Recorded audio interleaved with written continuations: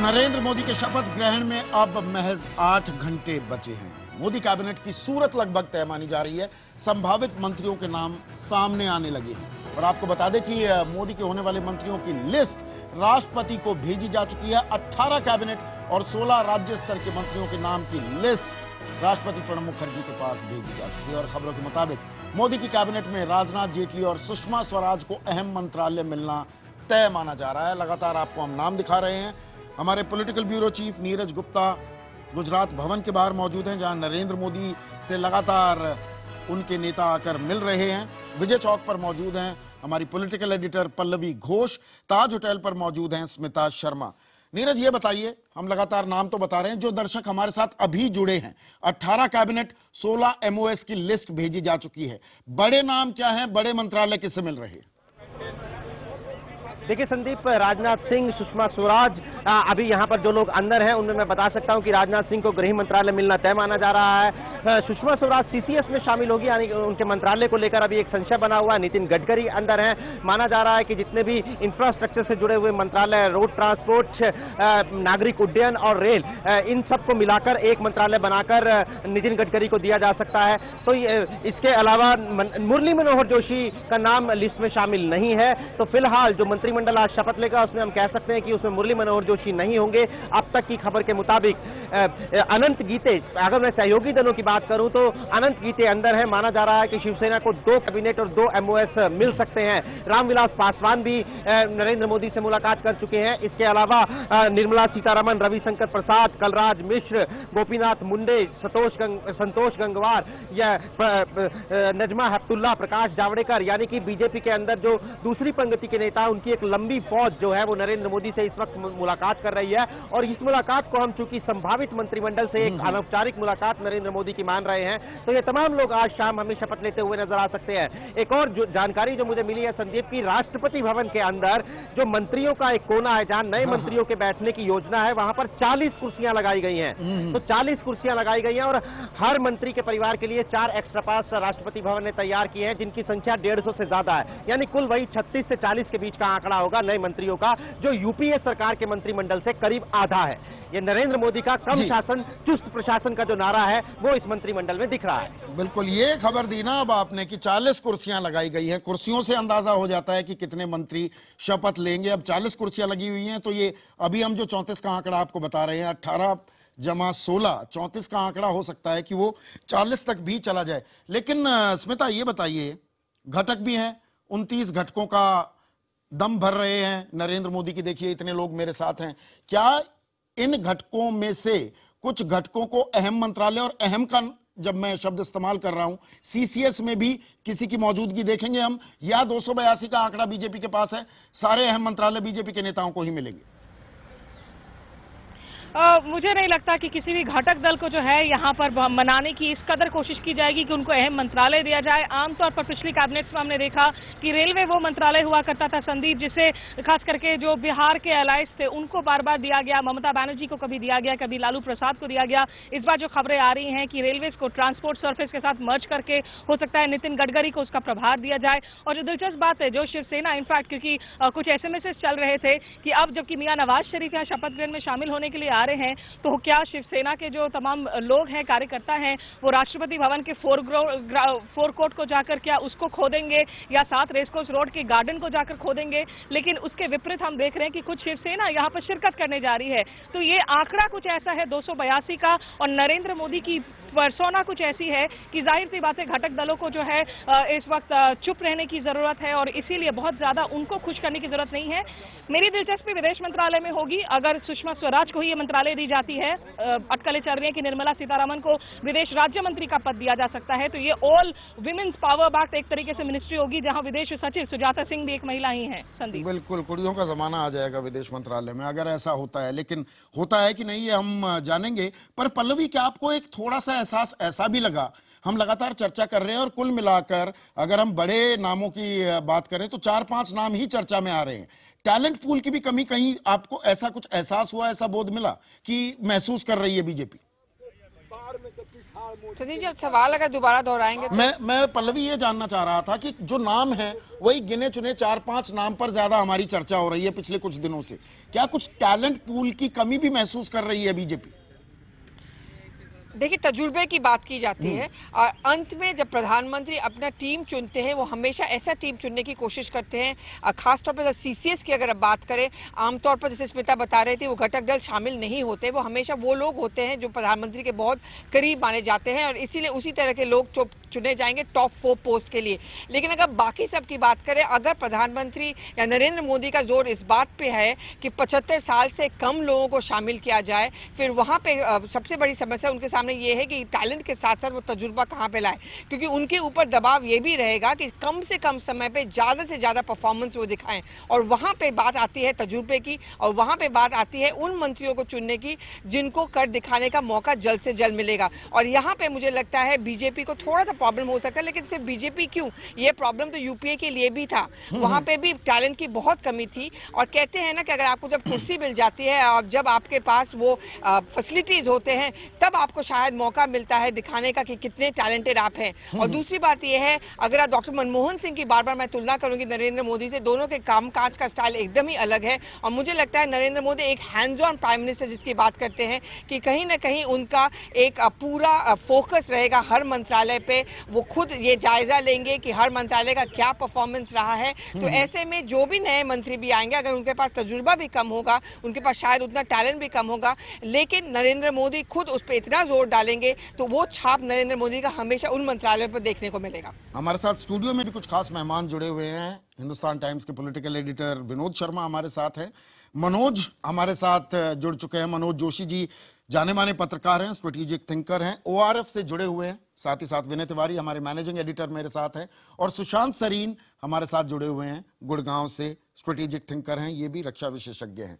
विनय, एक चीज बताइए मुझे, जो हम ये बात कर रहे हैं कैसा मंत्रिमंडल होगा, क्या इसमें नरेंद्र मोदी की छाप दिखेगी सीधे सीधे, या कहीं ना कहीं गाहे बगाहे नरेंद्र मोदी को यह भी दिखाना है कि मैं सबको साथ लेकर चल रहा हूं? आगे ही 282 सीट उनके दम पर आई, बहुत लोग कह रहे हैं, लेकिन वो ये भी दिखाएंगे कि मैं अकोमोडेटिंग हूं, मैं सबको साथ लेकर चलूंगा। राजनीति में साथ तो लेकर चलना पड़ता है, कितना भी आप अकेला चलो रहे पॉलिसी में बिलीव करते हो, लेकिन आपको थोड़ा अकोमोडेशन तो करना ही पड़ेगा। ब्रेक में चर्चा हो रही थी विनोद जी से, इस बार पहली बार बीजेपी पैन नेशनल पार्टी के तौर पर उभरी और पॉलिटिकल रीजंस की वजह से आपको उन राज्यों को शामिल करना पड़ेगा, चाहे वो टोकन वे में करना पड़े। लेकिन एक चीज और है, नरेंद्र मोदी का व्यक्तित्व इमेज कॉन्शियस व्यक्तित्व है। वो बहुत इमेज कॉन्शियस हैं और वो बहुत सारी चीजें ऐसी करते हैं जो उनको मालूम है टॉकिंग पॉइंट्स बनेंगी या बनती हैं। नीरज ने जिक्र किया 40 कुर्सियों का और हमारी जो लिस्ट है हमारे जानकारी हिसाब से वो 34 की है। ये जो 6 लोग हैं जो बैलेंस आपको दिख रहे हैं, यहीं से टॉकिंग पॉइंट आएगा। और इसी वजह से कुछ चीजें ऐसी होंगी जो हम लोगों ने अभी अटकलें जो लगाई उनमें शायद वो ना सही बैठे। एक चीज और जिसकी अटकल अभी तक नहीं लगी कि कौन सा मंत्रालय मोदी अपने पास खुद रखेंगे। अभी तक इसके ऊपर कोई अटकल नहीं हुई और वो भी एक बहुत बड़ा अहम चीज होगा जो कि टॉकिंग पॉइंट बनेगा। तो मेरा अपना ये मानना है कि पॉलिटिकल कंसिडरेशंस देखे जाएंगे। ऐसा हो सकता है, नहीं आप क्योंकि एक टॉकिंग पॉइंट खुद दे रहे हैं, ऐसा हो सकता है कि गृह मंत्रालय में से इंटरनल सिक्योरिटी हटाकर वो पीएमओ के कंट्रोल में आई या नरेंद्र मोदी उसकी देखरेख करें। एक वक्त ये चर्चा थी लेकिन अब वो चर्चा गायब हो गई। लेकिन एक चीज जो आपने भिन्न देखी इस बार संदीप, पिछले 3 दिनों से अरुण शौरी को छोड़ के या एक हफ्ते से किसी भी आदमी ने बीजेपी के एक शब्द नहीं बोला है और ये एक बहुत बड़ा परिवर्तन है। पहले सरकार गठन के पहले लोग ओपनली बात करते थे, एलाइज ओपनली बात करते थे, इस बार एकदम चुप्पी है। और ये शायद एक इंडिकेशन है कि किस तरीके का वर्किंग स्टाइल है नरेंद्र मोदी का। उनका डर कह लीजिए या उनका एक खौफ कह लीजिए या जो भी कह लीजिए, कोई कुछ कह नहीं रहा है क्योंकि ज्यादातर किसी को मालूम भी नहीं कि क्या हो रहा है। और मेरे साथ 3 जो हमारे खास मेहमान हैं जिनसे अभी चर्चा नहीं की है, तीनों स्ट्रेटेजिक एक्सपर्ट्स भी हैं। बता दूं कि विनोद शर्मा ने रिपोर्टिंग किया, बाकायदा पाकिस्तान में ये रहे हैं। आजकल पाकिस्तान थोड़ी महफूज जगह नहीं रह गई है पत्रकारों के लिए।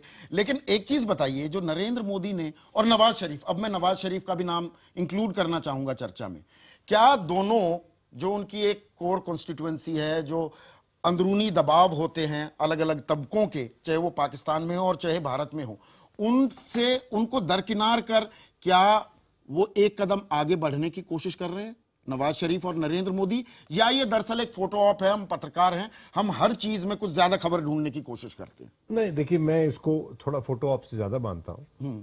नरेंद्र मोदी ने जिस तरह का कैंपेन चलाया उसका एक खास एलिमेंट पाकिस्तान था और जो भारत के नागरिकों की व्यथा है विज़ावी पाकिस्तान, उसको वो आर्टिकुलेट करते थे। और उसके चलते उनकी एक छवि पाकिस्तान में बनी वैसी जो कि किसी एडवेंचरिस्ट नेता की छवि होती है।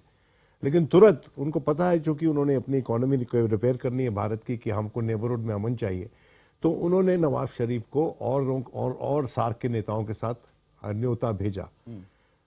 एक उन्होंने अच्छा कदम और सकारात्मक कदम उठाया अपने परिवेश में, लेकिन जो उसका रेसिप्रोकेशन नवाज शरीफ ने किया, मैं समझता हूं कि उसकी तारीफ ज्यादा होनी चाहिए, क्योंकि आज के दिन जो नवाज शरीफ है वो अपने आप को बहुत ही कठिन परिस्थिति में पाकिस्तान के भीतर पाते हैं, क्योंकि जो उन्होंने वादे किए थे, जिस तरह के वादे मोदी साहब ने अभी किए हैं इलेक्शन के दौरान, जो उन्होंने किए थे, अरे मान लीजिए ये उतने ही बड़े बहुमत से आए हैं सत्ता में पाकिस्तान में, जितने शायद मोदी से ज्यादा बड़े बहुमत में सत्ता में आए हैं। और पंजाब प्रोविंस जो वहां का उत्तर प्रदेश है, जहां तक उसकी अहमियत का मामला है, वहां पर उनको जो बहुमत मिला है वो लगभग उतना ही है जितना मोदी को उत्तर प्रदेश में मिला है। और दोनों बिजनेस माइंडेड हैं, एक तो बिजनेसमैन फैमिली से आता है, दूसरा बिजनेस माइंडेड है।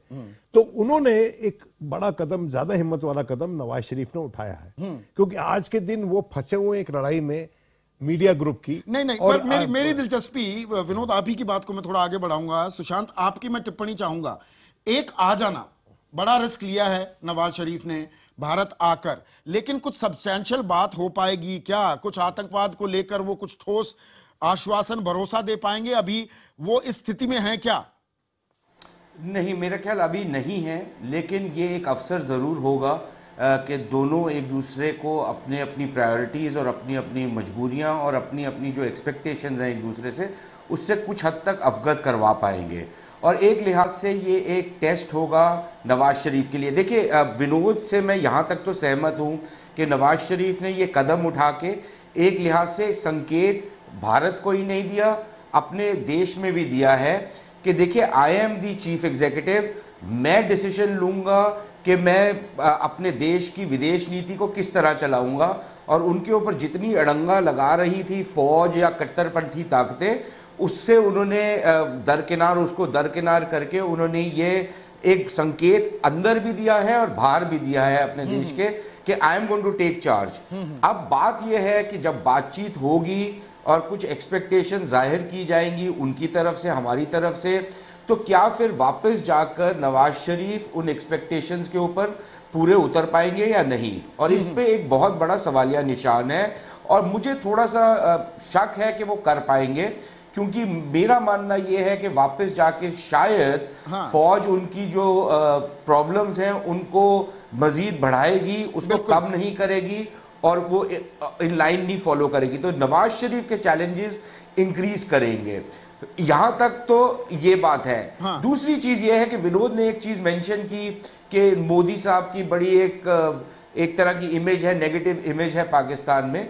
तो हमको ये भी मानना चाहिए कि काफी हद तक अगर देखा जाए तो मियां साहब की भी बड़ी नेगेटिव इमेज है हिंदुस्तान में। अगर मोदी को आप लेबल करते हैं हिंदू नेशनलिस्ट, तो मियां साहब को आप एक राइट विंग मुस्लिम नेशनलिस्ट पाकिस्तान में लेबल कर सकते हैं। ठीक है। दूसरी चीज यह है कि मियां साहब के कॉन्टैक्ट्स रहे हैं दहशतगर्द तंजीमों के साथ, मियां साहब के तरह तरह की प्रॉब्लम्स रही हैं, मियां साहब के राज में अकलियत जो है, माइनॉरिटीज जो है, हिंदू, सिख, क्रिश्चियंस, उनके खिलाफ बहुत दमन हुआ है वहां पर। तो अगर ये बैगेज उठा करके आगे चलना है तो फिर मेरे नजर में आप बैगेज में फंसे रहेंगे और वो बोरिया बिस्तरा बांधकर आप उधर ही रखिएगा। अगर आगे बढ़ने की बात करनी है तो मेरे ख्याल मियां साहब को भी ये दिखाना पड़ेगा कि वो इंचार्ज हैं, और सिर्फ इंचार्ज नहीं है कि वो जो कहते हैं वो करके दिखाते भी हैं। वो दिखा पाएंगे क्या? सवाल ये भी आ जाता है सुशांत, कहीं ना कहीं वो नॉन स्टेट एक्टर्स कहीं प्ले में ना आने लगे जिन पर नवाज शरीफ कहेंगे कि मेरा कोई कंट्रोल नहीं है। लेकिन विदेश नीति का एक बड़ा खाका अगर मनोज यहां पर खींचने की हम कोशिश करें, जो सार्क के देशों के अध्यक्षों को, राष्ट्राध्यक्षों को बुलाया है नरेंद्र मोदी ने, क्या हम अपने पड़ोस पर तवज्जो देते दिख रहे हैं? बीच में ऐसा हुआ था कि हमारी विदेश नीति थोड़ा डिपेंडेंट इस बात पर हो गई थी कि बिग ब्रदर से हमारे संबंध कितने अच्छे हैं। क्या पड़ोस पर अब तवज्जो आएगी, फोकस शिफ्ट होगा, कहीं कुछ एक्सटेंशन दिखेगी गुजराल डॉक्ट्रिन की हमें यहाँ पर? देखिए, गुजराल डॉक्ट्रिन नहीं, मैं समझता हूं कि इसका महत्व यह है कि एक तो नरेंद्र मोदी ने जो न्योता दिया सार्क के हेड्स ऑफ स्टेट को, उससे एक चीज स्पष्ट की कि भारत का लोकतंत्र जो है, भारत की राजनीति जो है वो लोकतंत्र पे एंकर्ड है, और क्योंकि आप देखते हैं जितने भी हमारे मुल्क हैं, पड़ोसी मुल्क हैं, वहां जहां तक कि लोकतंत्र का मामला है वहां कुछ ना कुछ गड़बड़ रहता है। मतलब चाहे नेपाल हो या बांग्लादेश हो या पाकिस्तान हो या श्रीलंका हो, श्रीलंका में सत्तावादी टेंडेंसी आ रही है। तो एक तो ये दिखाया है कि एक गरीब मुल्क भारतवर्ष के जैसे जो है लोकतंत्र पे उसकी जो नीति जो है वो गड़ी हुई है। एक तो ये दिखाया है। दूसरा जो है उन्होंने होशियारी ये की कि पाकिस्तान के साथ जो दोस्ती का हाथ बढ़ाया है वो सार्क के दायरे के अंदर बढ़ाया है, मतलब सार्क में एम्बेड किया है। क्योंकि अगर वो केवल नवाज शरीफ को न्योता देते तब मेरे ख्याल से कुछ फिर तो वही हैफिनेटेड रिलेशनशिप की हमारी जो फैसिनेशन है, जो हमारी ऑब्सेशन है पाकिस्तान से, वो सार्क के साथ जो जोड़ दिया है वो एक बहुत होशियारी की है। तीसरी बात यह है कि अगर भारत ने अगर अगले आने वाले 2, 3, 4, 5 साल में जो है भारत की छवि जो है बाहर जो है एक्स्ट्रा रीजनल जो है एरिया में थोड़ी उसकी तरक्की होगी, वो तभी हो सकती है जब हम सार्क को साथ समेट सकते हैं। जी, अगर हम सार्क को ना समेटें, और ये दुनिया को जो है एक तरह से एक किस्म का सिग्नल है जो हम खुलेआम नहीं कह सकते हैं, वो ये सिग्नल है कि साहब ये भारतवर्ष का स्फीयर ऑफ इंटरेस्ट है। बिल्कुल, और ये नुआंसेस में ही बात कही जाती है, खुलकर कहने की बात नहीं है, लेकिन शायद दुनिया वाले भी इस बात को समझेंगे। अब पड़ोस पर थोड़ा ध्यान देती दिखेगी क्या सरकार, इस पर भी हमारी नजर